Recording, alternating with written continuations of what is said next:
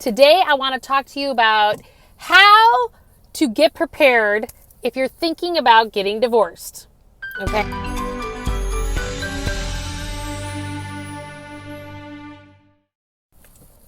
Coming to you live again from the Murph Mobile. This is what moms do. We're actually doing our best to try to take care of our kids, get them to their activities, do our jobs, run our companies. Whoa, it can be exhausting. But guess what? Thank God for cell phones, and thank God for video, and thank God for the flexibility of the world today, as inflexible as it may seem.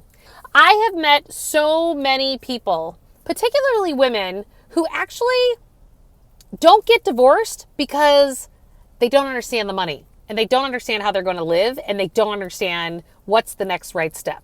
So I'm going to give you a few pointers today that I written down while I was sitting here in the car kind of going, I've run into this so many times with people that I really want to make sure that we just hit the nugget and get you to that next place. It wasn't a surprise to me that I had some women who said, should I call you after my divorce is over so that you can help me manage my money from then? And I said, I don't know. My firm, we actually at JMC Wealth Management here in Chicago, we work with people in different ways. One of the ways that we interface with people is we do consulting appointments, because you may be the person that has never managed your money yourself, and that can be daunting.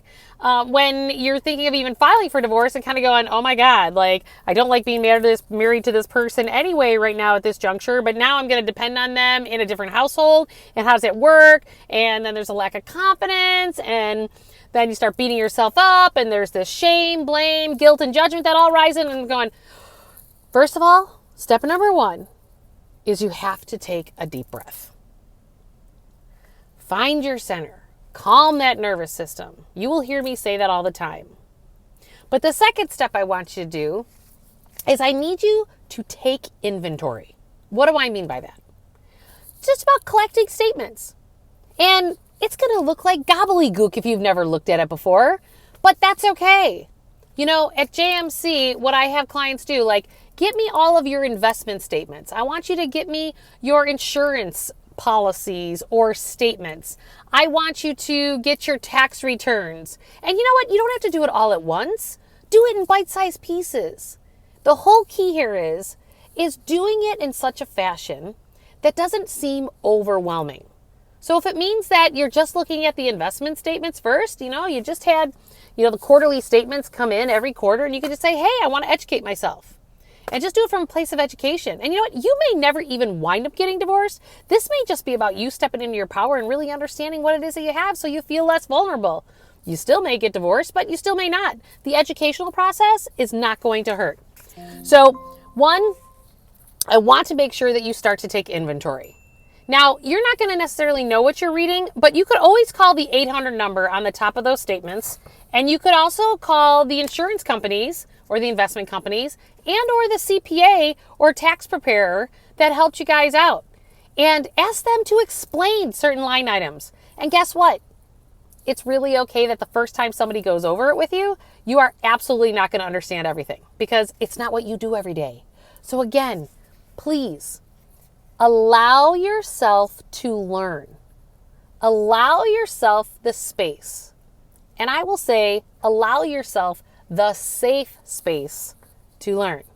That is number 3. I need you to allow yourself the safe space to learn. Because the minute you start judging yourself and shaming and blaming that you didn't do a good job and I could have done it better or worse, blah, blah, blah, all of a sudden you contract and that nervous system starts to go, Argh! And I don't want you doing that to your nervous system. This is just about the educational process. Number 4 is I want to make sure that you stay empowered through this process.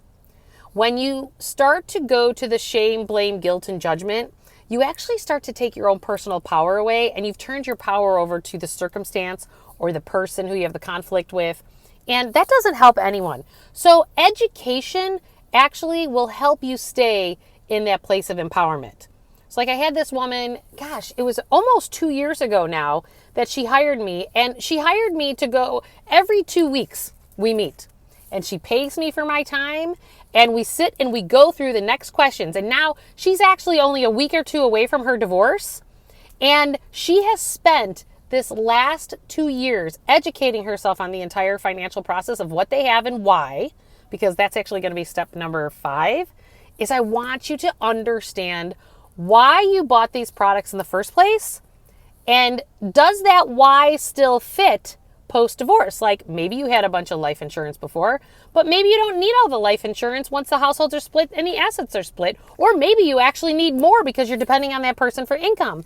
But understand that why. And you can always go to our website, juliemurphy.com, and we have some of these worksheets to help you work through whether it's cash flow stuff or it's asset stuff. Just let us know and we can get you whatever worksheet that you need. Take care. Bye.